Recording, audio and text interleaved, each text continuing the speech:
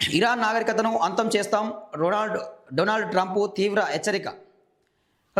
ఏమంటా ఉన్నాడు ట్రంప్, మాకు లొంగిపోకపోతే, ఇరాన్ మాకు లొంగిపోకపోతే, మాతో ఒప్పందం చేసుకోకపోతే ఇరాన్ మొత్తం కూడా అంతం చేస్తామని చెప్పి ఆయన ప్రకటన చేస్తూ ఉన్నాడు. అద్భుతం జరిగితే తప్ప వినాశనం తప్పదని వార్నింగ్. తనకిష్టం లేకున్నా తప్పేలా లేదని కామెంట్. ప్రపంచ చరిత్రలో ఇది కీలక ఘట్టం కాబోతుందని వెల్లడంటూ చూస్తున్నాం. సో ఇక ట్రంప్ వాస్తవానికి ఏంటంటే, ఈ ఇరాన్ ఇద్దరు ఇజ్రాయెల్ ప్లస్ అమెరికా ఈ రెండు కలిసి ఇరాన్ మీద యుద్ధం ప్రకటించినాయి.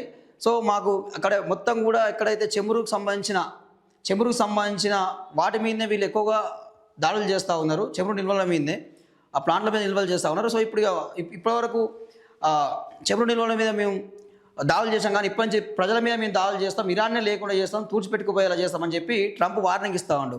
సో ఇక ఇరాన్ అధ్యక్షుడు పెజెస్కియాన్ ఏమంటా ఉన్నాడు, మేము సిద్ధంగా ఉన్నాం, మా ఇరాన్ ప్రజలు మొత్తం సిద్ధంగా ఉన్నాం, అవసరమైతే మేము చావడానికైనా సిద్ధం, కానీ మీ అమెరికా మోకాళ్ళ కింద మేము లొంగము, మీకు తలొగ్గము అని చెప్పి ఆయన ప్రకటిస్తూ ఉన్నాడు. సో మా మీద ఇంతకుముందు అలెగ్జాండరు, మంగోలోలు ఎవ్వరు చాలామంది దాడి చేసిరు, కానీ అయినా కానీ మా దేశం సజీవంగా ఉంది అని చెప్పి ఆయన ప్రకటించడం మనం చూస్తూ ఉన్నాం. కర్గు ఐలాండ్లో విధ్వంసం. డెడ్ లైన్కు కొన్ని గంటల ముందు అమెరికా దాడులు. సైనిక స్థావరాలే టార్గెట్గా బాంబులు, రోడ్లు, బ్రిడ్జిలపైన దాడులు. మౌలిక సదుపాయాలను ధ్వంసం చేశామన్న ఇజ్రాయెల్. చెమురు నిల్వలను లక్ష్యంగా చేసుకుని దాడి చేస్తామని వార్నింగ్. పవర్ ప్లాంట్లు, బ్రిడ్జిల వద్ద ఇరాన్ ప్రజల మానవహారాలు. అమెరికా దాడులు చేయకుండా జలంతో హ్యూమన్ షీల్డ్లు ఏర్పాటు.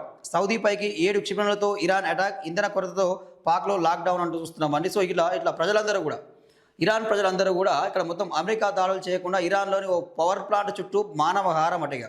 సో పవర్ ప్లాంట్ల చుట్టూ, అదేవిధంగా ఎక్కడైతే క్రూడ్ ఆయిల్ ఉందో దాని నిల్వల చుట్టూ, బ్రిడ్జిల చుట్టూ, రోడ్ల చుట్టూ, ఇండ్ల చుట్టూ కూడా మొత్తం మానవహారాలు. ఇక పేలిస్తే మా మీద మీరు దాడులు చేయండి, బాంబులు వేయండి, మేము చావడానికి సిద్ధం అని చెప్పి ఆ ప్రజలందరూ కూడా వాళ్ళ దేశానికి చాలా సపోర్ట్ చేస్తూ ఉన్నారు.